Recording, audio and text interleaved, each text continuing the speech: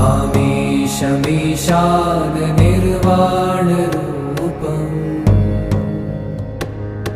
विभुं व्यापकं ब्रह्मवेदस्वरूपम्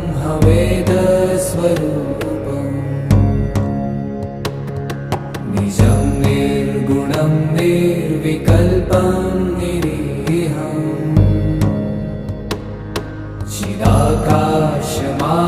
चिदाकाशमाकाशवासं भजेऽहम्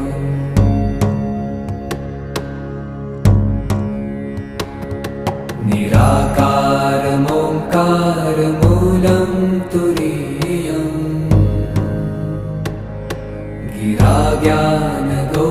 गिराज्ञानगोतीतमीशं गिरीशम्